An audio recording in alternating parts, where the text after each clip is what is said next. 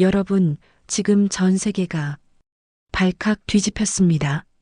CNN의 전설적인 탐사보도 PD 마크 톰슨 15년간 전 세계를 돌며 각국의 과장 광고와 정부의 조작을 폭로해온 그가 방송 중 카메라를 내던지고 무릎을 꿇었습니다. I was completely wrong. This city is unbelievable. 내가 완전히 틀렸습니다. 이 도시는 믿을 수 없습니다.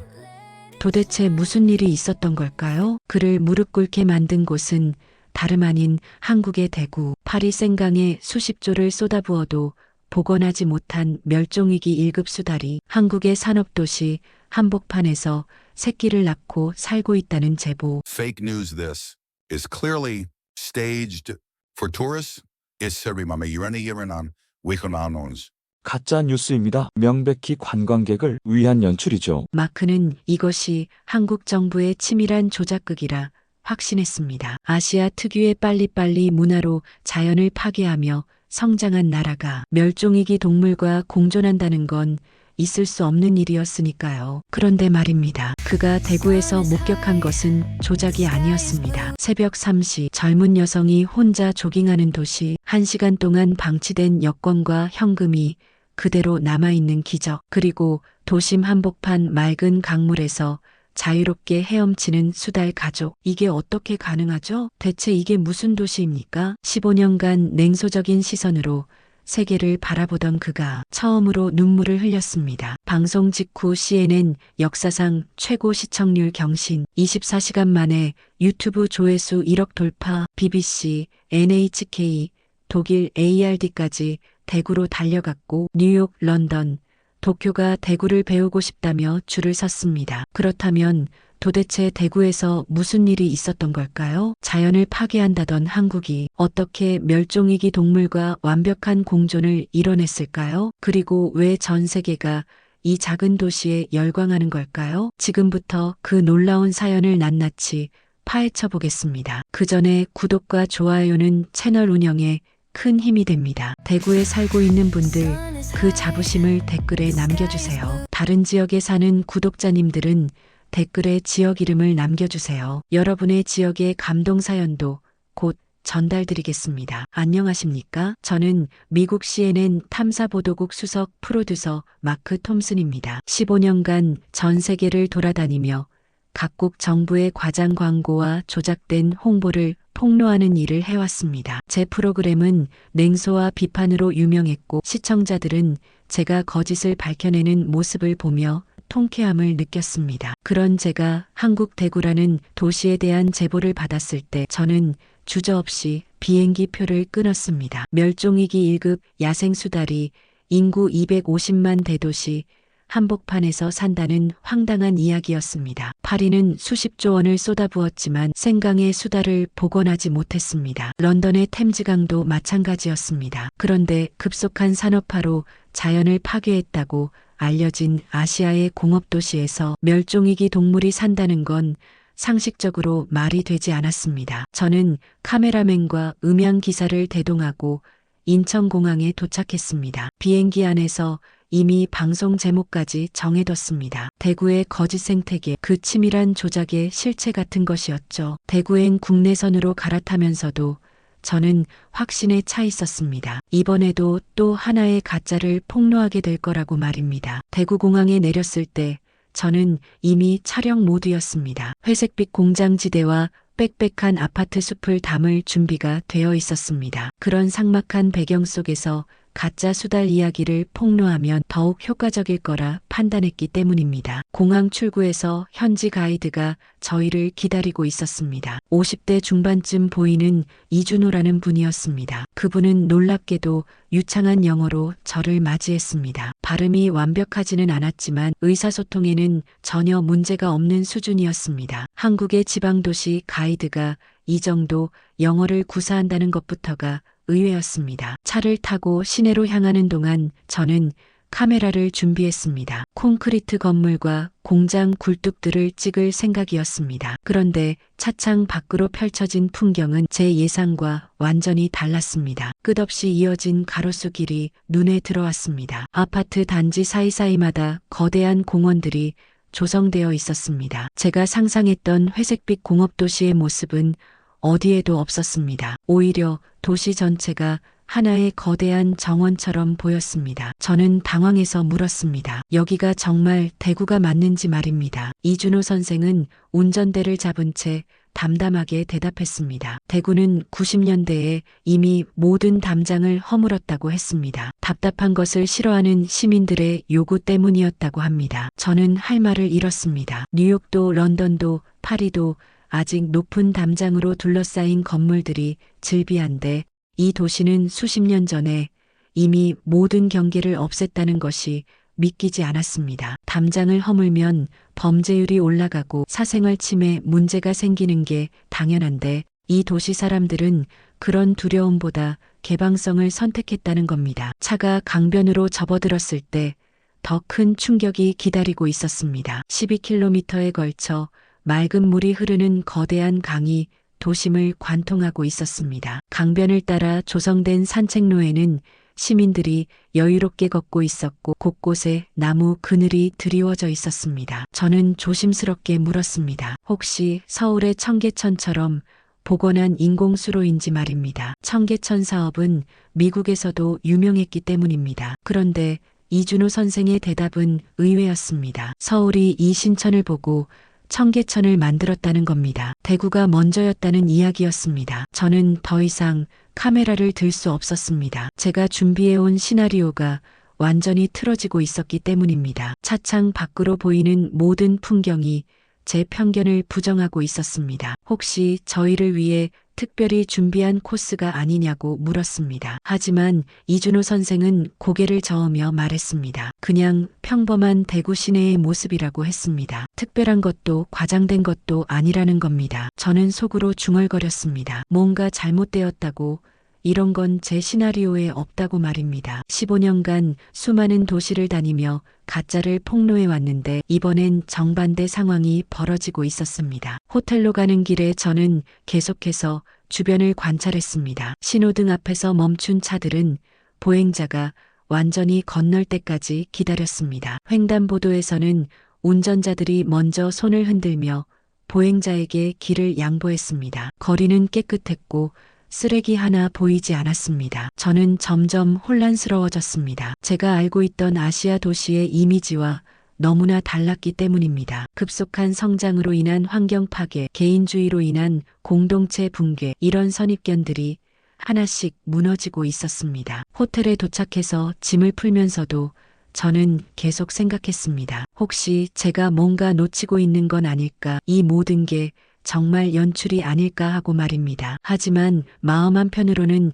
이미 알고 있었습니다. 도시 전체를 이렇게 연출할 수는 없다는 것을 말입니다. 첫날부터 제 확신에 큰 균열이 생기기 시작했습니다. 가짜를 폭로하러 왔다가 오히려 제 편견이 가짜였다는 것을 깨닫게 된 겁니다. 다음 날 새벽 촬영 일정이 잡혔습니다. 이준호 선생의 설명에 따르면 수달은 야행성 동물이라 새벽 시간대에 가장 활발하게 움직인다고 했습니다. 저는 새벽 2시에 호텔 로비에서 팀원들을 만났습니다. 촬영 장비만 해도 수억 원어치였습니다. 카메라, 조명, 음향 장비까지 모두 합치면 작은 차 한 대 값이었습니다. 신천 산책로에 도착했을 때는 깜깜한 어둠뿐이었습니다. 카메라맨이 장비를 세팅하는 동안 저는 주변을 둘러봤습니다. 가로등 불빛만이 어둠을 밝히고 있었고 강물 소리만 조용히 들려왔습니다. 음향 기사가 걱정스러운 목소리로 물었습니다. 이 시간에 강변에 있어도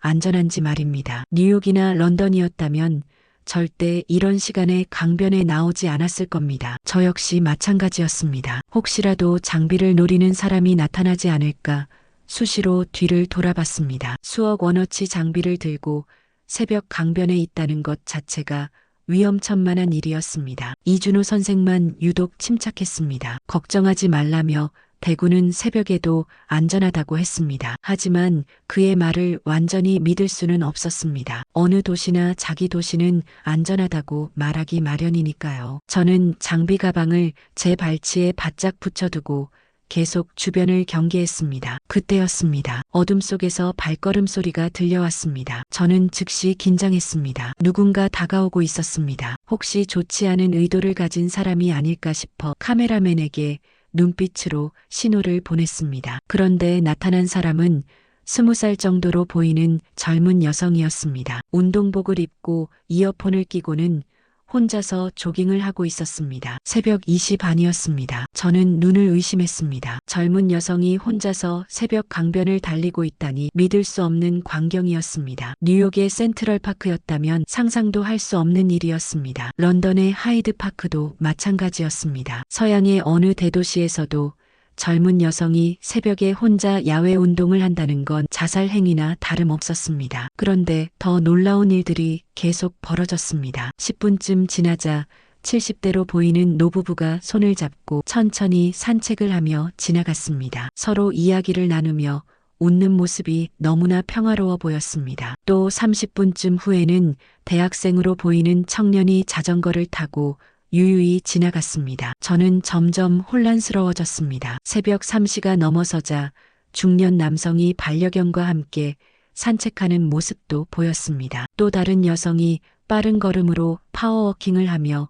지나가기도 했습니다. 마치 한낮의 공원처럼 사람들이 자유롭게 다니고 있었습니다. 저는 더 이상 참을 수 없어서 이준호 선생에게 물었습니다. 이 사람들은 대체 누구냐고, 위험하지 않느냐고 말입니다. 제 목소리가 커져서 지나가던 사람들이 잠깐 저를 쳐다봤습니다. 하지만 위협적인 기색은 전혀 없었습니다. 오히려 호기심 어린 눈빛으로 저희 촬영팀을 바라보는 정도였습니다. 혹시 저희 촬영을 위해 엑스트라라도 동원한 것은 아닌지 의심했습니다. 이 모든 것이 연출된 상황일 거라고 생각했습니다. 하지만 이준호 선생은 황당하다는 듯 웃으며 말했습니다. 그냥 평범한 대구 시민들이라고 했습니다. 평범하다는 말에 저는 더욱 당황했습니다. 새벽 3시에 젊은 여성이 혼자 조깅하는 것이 평범하다니 도저히 이해할 수 없었습니다. 제가 알고 있던 상식으로는 설명이 되지 않는 상황이었습니다. 카메라맨과 음향 기사도 마찬가지였습니다. 계속해서 지나가는 사람들을 보며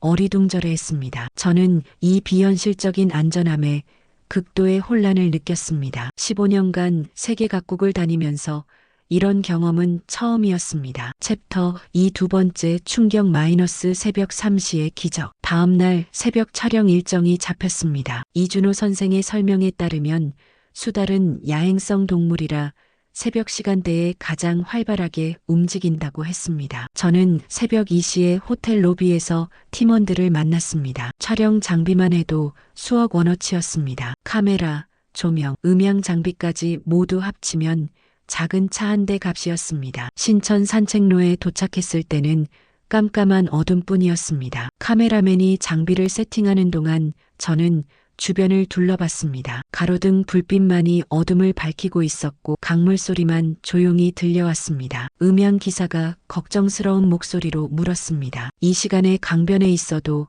안전한지 말입니다. 뉴욕이나 런던이었다면 절대 이런 시간에 강변에 나오지 않았을 겁니다. 저 역시 마찬가지였습니다. 혹시라도 장비를 노리는 사람이 나타나지 않을까 수시로 뒤를 돌아봤습니다. 수억 원어치 장비를 들고 새벽 강변에 있다는 것 자체가 위험천만한 일이었습니다. 이준호 선생만 유독 침착했습니다. 걱정하지 말라며 대구는 새벽에도 안전하다고 했습니다. 하지만 그의 말을 완전히 믿을 수는 없었습니다. 어느 도시나 자기 도시는 안전하다고 말하기 마련이니까요. 저는 장비 가방을 제 발치에 바짝 붙여두고 계속 주변을 경계했습니다. 그때였습니다. 어둠 속에서 발걸음 소리가 들려왔습니다. 저는 즉시 긴장했습니다. 누군가 다가오고 있었습니다. 혹시 좋지 않은 의도를 가진 사람이 아닐까 싶어 카메라맨에게 눈빛으로 신호를 보냈습니다. 그런데 나타난 사람은 20살 정도로 보이는 젊은 여성이었습니다. 운동복을 입고 이어폰을 끼고는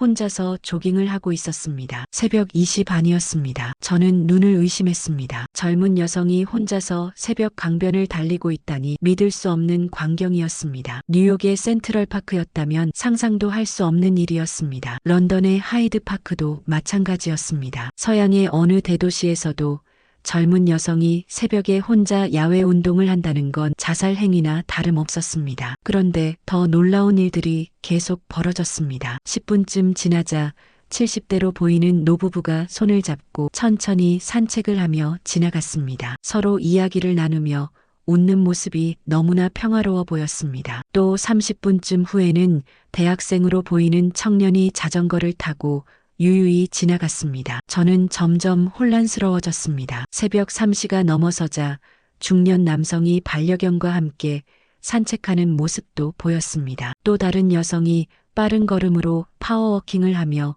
지나가기도 했습니다. 마치 한낮의 공원처럼 사람들이 자유롭게 다니고 있었습니다. 저는 더 이상 참을 수 없어서 이준호 선생에게 물었습니다. 이 사람들은 대체 누구냐고, 위험하지 않느냐고 말입니다. 제 목소리가 커져서 지나가던 사람들이 잠깐 저를 쳐다봤습니다. 하지만 위협적인 기색은 전혀 없었습니다. 오히려 호기심 어린 눈빛으로 저희 촬영팀을 바라보는 정도였습니다. 혹시 저희 촬영을 위해 엑스트라라도 동원한 것은 아닌지 의심했습니다. 이 모든 것이 연출된 상황일 거라고 생각했습니다. 하지만 이준호 선생은 황당하다는 듯 웃으며 말했습니다. 그냥 평범한 대구 시민들이라고 했습니다. 평범하다는 말에 저는 더욱 당황했습니다. 새벽 3시에 젊은 여성이 혼자 조깅하는 것이 평범하다니 도저히 이해할 수 없었습니다. 제가 알고 있던 상식으로는 설명이 되지 않는 상황이었습니다. 카메라맨과 음향 기사도 마찬가지였습니다. 계속해서 지나가는 사람들을 보며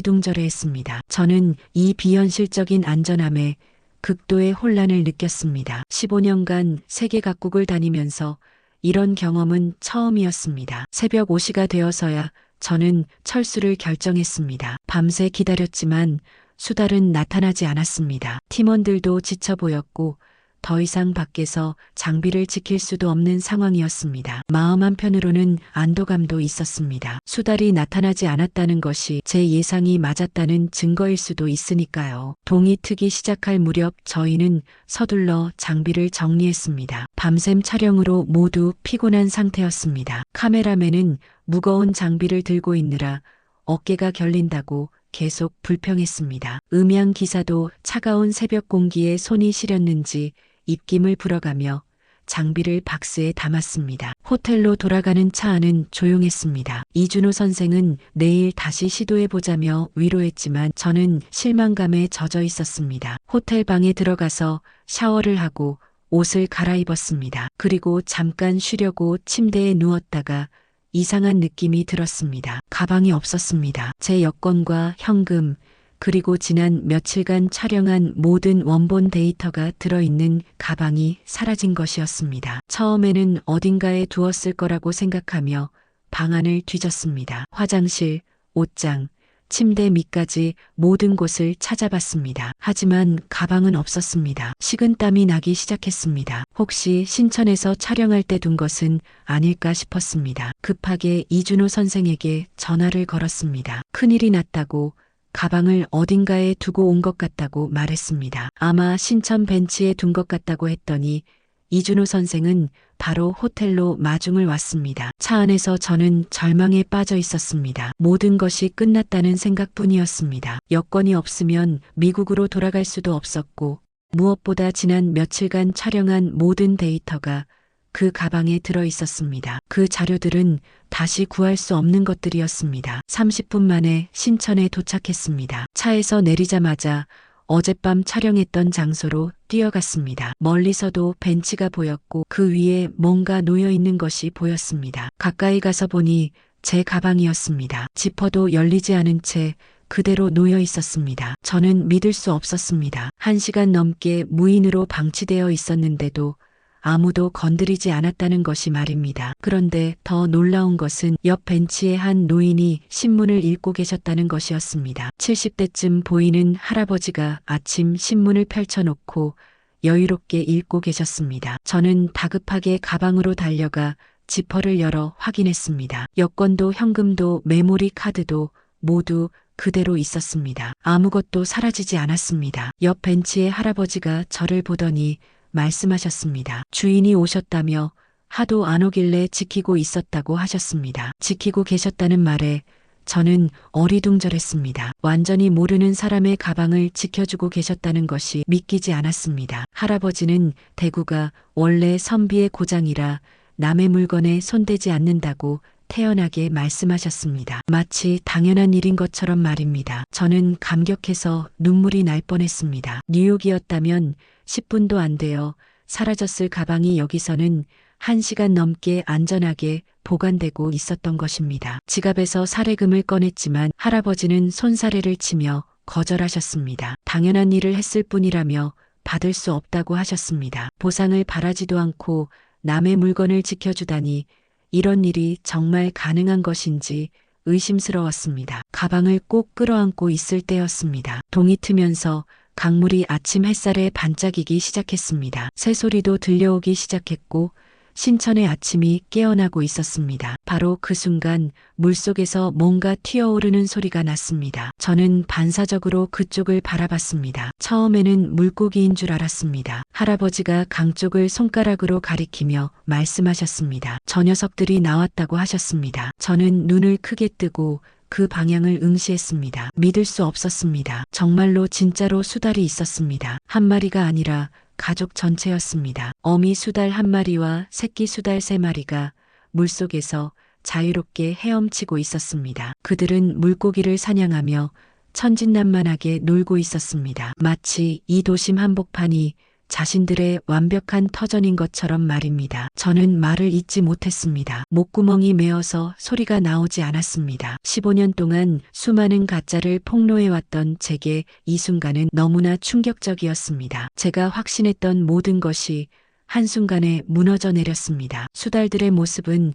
너무나 자연스러웠습니다. 도시의 소음이나 인간의 존재를 전혀 의식하지 않는 것 같았습니다. 그들에게 이곳은 그냥 집이었습니다. 안전하고 평화로운 보금자리였습니다. 새끼들이 어미를 따라다니며 물고기 잡는 법을 배우고 있었습니다. 가끔 물 위로 고개를 내밀어 숨을 쉬기도 하고 서로 장난치며 뒹굴기도 했습니다. 그때 가장 작은 새끼 수달 1마리가 저희 쪽으로 헤엄쳐 왔습니다. 호기심 가득한 눈빛으로 저를 바라보더니 강변으로 올라왔습니다. 그리고는 제 발치에 놓인 카메라 가방 위로 살금살금 다가왔습니다. 저는 숨을 죽이고 그 모습을 지켜봤습니다. 새끼 수달은 가방 위로 올라와 작은 발로 가방을 톡톡 건드렸습니다. 무엇인지 궁금한 듯 코를 킁킁거리며 냄새를 맡기도 했습니다. 그러다가 갑자기 가방 위에서 대굴대굴 구르더니 장난스럽게 지퍼를 물고 늘어졌습니다. 마치 새로운 장난감을 발견한 아이처럼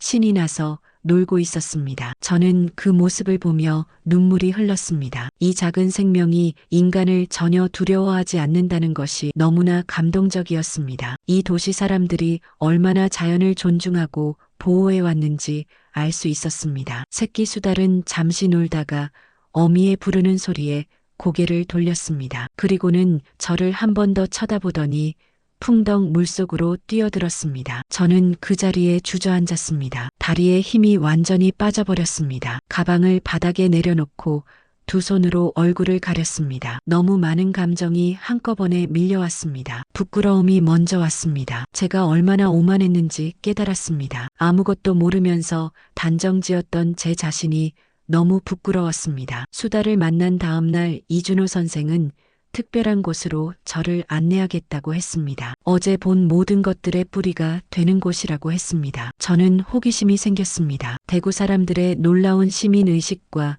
자연과의 공존 정신이 도대체 어디에서 나온 것인지 궁금했습니다. 차를 타고 시내 중심가로 향했습니다. 번화한 도심을 지나면서도 여전히 곳곳에 보이는 녹지와 공원들이 인상적이었습니다. 차가 멈춘 곳은 오래된 붉은 벽돌 성당 옆이었습니다. 계산성당이라고 했습니다. 그런데 제 눈에 더 들어온 것은 성당 옆으로 이어진 가파른 돌계단이었습니다. 이준호 선생이 계단을 올려다보며 말했습니다. 3.1만 세 운동길이라고 했습니다. 90개의 계단을 세어보라고 하시며 100여 년 전 이야기를 들려주겠다고 하셨습니다. 저는 계단을 바라봤습니다. 꽤 가파르고 높아 보였습니다. 1919년 이 나라가 일본에 빼앗겨 있던 시절의 일이라고 했습니다. 이준호 선생은 천천히 계단을 오르기 시작했습니다. 대구의 학생들이 일본군의 감시를 피해 이 계단으로 숨어 들어와 태극기를 들고 만세를 외치며 거리로 쏟아져 나갔던 곳이라고 했습니다. 한 계단 한 계단 오르는 동안 저는 상상해 봤습니다. 100년 전 이 계단을 올라온 젊은 학생들의 모습을 말했습니다. 목숨을 걸고 독립을 외쳤던 그들의 용기가 느껴지는 것 같았습니다. 20계단쯤 올랐을 때 이준호 선생이 말을 이었습니다. 그보다 더 앞선 1907년의 일이라고 했습니다. 나라가 일본에게 빚을 졌을 때 대한민국에서 최초로 국채보상운동을 일으킨 곳이 바로 여기 대구라고 했습니다. 남자들은 담배를 끊고 여자들은 비녀를 팔아서 나라 빚을 갚자고 외쳤던 운동이라고 했습니다. 저는 놀랐습니다. 개인의 작은 희생으로 나라 전체의 빚을 갚으려 했다는 것이 믿어지지 않았습니다. 전 국민이 자발적으로 참여했고 대구에서 시작된 이 운동이 전국으로 퍼져나갔다고 했습니다. 40계단쯤 올랐을 때 저는 숨이 가빠지기 시작했습니다. 6.25 전쟁 때 이야기도 들려주셨습니다. 1950년 북한군이 남침했을 때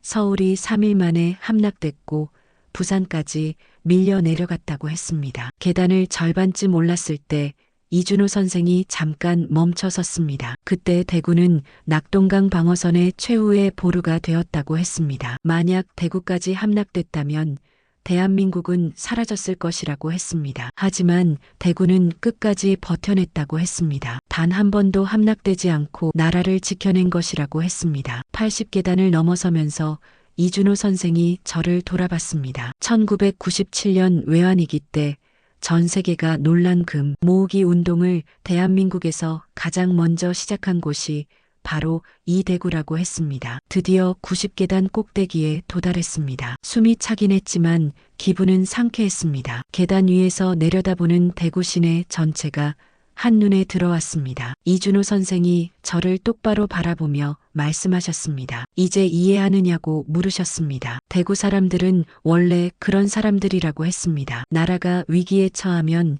가장 먼저 일어나고 내 것을 내어주며 공동체를 지키는 정신이 흐르는 곳이라고 했습니다. 저는 숨이 막혔습니다. 어제 본 모든 것들이 갑자기 이해되기 시작했습니다. 새벽에 안전하게 조깅하는 시민들도, 남의 가방을 지켜주는 할아버지도, 자연과 공존하며 살아가는 수달들도, 이 모든 것이 바로 그 정신의 결과였습니다. 100년 넘게 이어져 온 공동체를 지키려는 마음이었습니다. 남을 위해 내 것을 기꺼이 내어주는 정신이었습니다. 그것이 바로 대구의 진짜 힘이었습니다. 90개 계단 위에서 대구를 내려다보며 저는 전율을 느꼈습니다. 이 도시의 모든 비밀이 여기에 있었습니다. 역사가 만든 정신이었습니다. 위기 때마다 하나로 뭉친 사람들의 마음이 오늘날까지 이어져 내려온 것이었습니다. 저는 중얼거렸습니다. 이제 알겠다고 말했습니다. 제가 가짜를 찾으러 왔다가 세상에서 가장 진짜인 것을 발견한 이유를 알게 되었다고 했습니다. 90계단 위에서 대구의 진짜 모습과 마주한 후 저는 완전히 다른 사람이 되어 있었습니다. 더 이상 냉소적인 프로듀서가 아니었습니다. 남은 일정 동안 저는 말수가 현저히 줄었습니다. 질문을 쏟아내는 대신 모든 것을 조용히 눈에 담기만 했습니다. 마지막 날 다시 신천을 찾았을 때 수달 가족은 여전히 그곳에 있었습니다. 이번에는 더 가까이 다가와서 저희를 바라봤습니다. 마치 작별 인사를 하는 것처럼 보였습니다. 그 순간을 보며 저는 또 한 번 눈시울이 붉어졌습니다. 대구시장에서 만난 상인들의 진심 어린 미소가 기억났습니다. 길에서 마주친 시민들의 자연스러운 친절함도 떠올랐습니다. 그리고 마지막까지 저를 가족처럼 돌봐준 이준호 선생의 따뜻한 배려까지 모든 것이 소중한 기억으로 남았습니다. 공항에서 이준호 선생과 작별 인사를 나눌 때는 정말 아쉬웠습니다. 선생님 덕분에 제 인생이 바뀐 것 같다고 말했습니다. 이준호 선생은 제가 열린 마음으로 받아들여 주었기 때문에 가능한 일이었다고 하셨습니다. 대구의 진짜 모습을 세상에 알려달라고 하셨습니다. 그것만으로도 충분하다고 하셨습니다. 비행기에서 뉴욕으로 돌아가는 14시간 동안 저는 한 번도 잠들지 않았습니다. 창밖의 구름을 바라보며 계속 생각했습니다. 이 이야기를 어떻게 세상에 알릴 것인가에 대해서 말입니다. 제가 준비해온 기존 시나리오는 완전히 쓸모없어졌습니다. 가짜를 폭로하는 내용이 아니라 진짜 아름다움을 전하는 이야기로 바뀌어야 했습니다. 뉴욕 공항에 도착하자마자 곧바로 CNN 본부로 향했습니다. 국장실 문을 열고 들어가서 말했습니다. 기존 원고 전부 폐기한다고 했습니다. 국장은 당황했습니다. 15년간 해오던 방식을 갑자기 바꾸겠다고 하니 당연한 반응이었습니다. 이번은 폭로가 아니라 발견이라고 했습니다. 세상에서 가장 아름다운 진실을 발견했다고 말했습니다. 국장은 한참을 망설이다가 결국 허락했습니다. 제 진심이 전해졌던 것 같습니다. 그날부터 저는 3일 밤낮을 편집실에 틀어박혔습니다. 커피와 샌드위치만으로 버티며 스스로를 완전히 갈아 넣었습니다. 제가 만들고 있는 것은 더 이상 폭로 프로그램이 아니었습니다. 제 편견과 오만함에 대한 진솔한 고백이었습니다. 그리고 진짜 아름다움을 발견한 기쁨과 감동을 담은 다큐멘터리였습니다. 대구에서 찍은 모든 장면을 다시 보면서 저는 새로운 감동을 느꼈습니다. 처음에는 가짜를 찾으려고 돌린 카메라가 결국 진짜 아름다움을 담고 있었던 것입니다. 편집 과정에서 가장 고민했던 것은 제목이었습니다. 여러 후보를 놓고 고민하다가 마침내 결정했습니다. 선비의 강, 대구에서 발견한 잃어버린 가치였습니다. 선비는 할아버지가 말씀하신 선비의 고장 대구를 표현하고 싶었습니다. 그리고 강은 신천과 수달들을 상징하는 것이었습니다. 편집을 마치고 시사를 볼 때 저는 제 작품에 완전히 만족했습니다. 이것은 단순한 다큐멘터리가 아니었습니다. 편견을 가진 한 사람이 진실과 마주하며 변화하는 과정을 담은 이야기였습니다. 방송 당일이 되었습니다. 미국 저녁 황금 시간대에 제 다큐멘터리가 송출되기 시작했습니다. 방송이 나가는 내내 저는 편집실 모니터 앞에 앉아 있었습니다. 온라인 시청자 게시판을 실시간으로 확인하면서 반응을 지켜봤습니다. 놀랍게도 늘 날카로운 비판과 논쟁이 오가던 게시판이 이상할 정도로 조용했습니다. 사람들이 모두 집중해서 보고 있는 것 같았습니다. 90분간의 방송이 끝난 직후 갑자기 서버가 다운될 정도의 접속 폭주가 일어났습니다. 댓글들이 폭발적으로 달리기 시작했습니다. 그날 밤 CNN 역사상 최고 시청률 기록이 갱신되었습니다. 하룻밤 만에 미국 전체를 뒤흔든 제 다큐멘터리는 상상을 초월하는 속도로 퍼져나갔습니다. 방송 다음 날 아침부터 유튜브를 통해 전 세계로 확산되기 시작했습니다. 시간당 조회수가 기하급수적으로 늘어나는 것을 보며 저는 놀랄 수밖에 없었습니다. 소셜미디어에서는 대구 관련 해시태그가 연일 전 세계 트렌딩 1위에 올랐습니다. 특히 90계단을 오르며 찍은 영상은 수천만 명이 시청했습니다. 댓글들을 보니 전 세계 사람들이 감동받고 있었습니다. 이런 도시가 정말 존재하는가 하는 댓글들이 쏟아졌습니다. 우리가 잃어버린 공동체 정신을 여기서 발견했다는 반응도 많았습니다. 21세기에도 이런 기적이 가능하다는 감탄도 이어졌습니다. 방송 일주일 후부터는 전 세계 언론들이 경악하기 시작했습니다. BBC에서 제작진을 보내 특집 다큐멘터리를 제작하겠다고 연락이 왔습니다. 어떻게 인구 250만의 도시가 자연과 완벽한 공존을 이루었는가 하는 주제였습니다. 독일 공영방송에서도 대구 취재팀을 파견하고 싶다고 했습니다. 일본 방송에서는 우리가 놓친 진짜 한국을 발견했다며 특집 방송을 만들었습니다. 방송 후 한 달 만에 제게 전 세계에서 500개가 넘는 인터뷰 요청이 들어왔습니다. 각국 방송사와 신문사뿐만 아니라 대학교에서도 강연 요청이 쇄도했습니다. 하버드 대학교에서는 도시 공동체와 시민의식이라는 주제로 특별 강연을 요청했습니다. 옥스퍼드 대학에서는 저널리즘과 편견 극복에 대한 세미나에 초청했습니다. 가장 감동적이었던 것은 시청자들의 반응이었습니다. 미국의 한 고등학생이 보낸 편지가 특히 기억에 남습니다. 선생님의 프로그램을 본 후 저도 우리 동네에서 아름다운 것들을 찾기 시작했다는 내용이었습니다. 비판만 하지 말고 좋은 것도 발견해서 알려야겠다고 생각했다는 것입니다. 이 편지를 읽고 저는 울었습니다. 제가 정말 의미 있는 일을 했다는 확신이 들었습니다. 더 놀라운 일도 있었습니다. 뉴욕시청에서 연락이 왔습니다. 대구의 사례를 벤치마킹해서 시민 의식 개선 프로젝트를 시작하고 싶다는 것이었습니다. 런던과 도쿄에서도 비슷한 연락들이 왔습니다. 대구의 도시 운영 방식을 배우고 싶다는 요청이었습니다. 파리시청에서는 생강 복원 프로젝트에 대구의 방식을 참고하겠다고 했습니다. 그의 말 에미상 시상식이 있었습니다. 저는 전혀 예상하지 못했습니다. 늘 비판적인 프로그램만 만들어 왔는데 이런 다큐멘터리로 상을 받을 줄은 꿈에도 몰랐습니다. 올해 다큐멘터리 부문 대상 수상작은 마크 톰슨의 선비의 강이라는 호명이 들렸습니다. 제 이름이 불렸을 때 저는 믿을 수 없었습니다. 관객석에서 일어나 시상대로 걸어가는 동안 온몸이 떨렸습니다. 전 세계의 방송 관계자들이 길립박수로 저를 맞아주었습니다. 무거운 트로피를 받고 마이크 앞에 섰을 때 저는 눈물을 참을 수 없었습니다. 15년간 가짜를 폭로하기 위해 저널리스트가 되었다고 말했습니다. 목소리가 떨렸지만 계속했습니다. 그런 제가 이번에는 가짜를 폭로하러 대구로 갔다고 했습니다. 하지만 저는 그곳에서 세상에서 가장 진짜인 것을 만났다고 말했습니다. 진짜 인류애와 진짜 공동체 정신과 진짜 자연과의 공존을 발견했다고 했습니다. 우리가 산업화 과정에서 잃어버렸던 소중한 가치들을 대구는 100년 넘게 지켜내고 있었다고 말했습니다. 박수가 터져 나왔습니다. 저는 더 이상 비판만 하는 저널리스트가 아니라고 했습니다. 이제 아름다운 진실을 발견하고 전하는 사람이 되고 싶다고 했습니다. 그리고 그 위대한 도시 대구의 정신을 평생 배워가고 싶다고 말했습니다. 5분간 기립박수가 이어졌습니다. 시상식이 끝난 후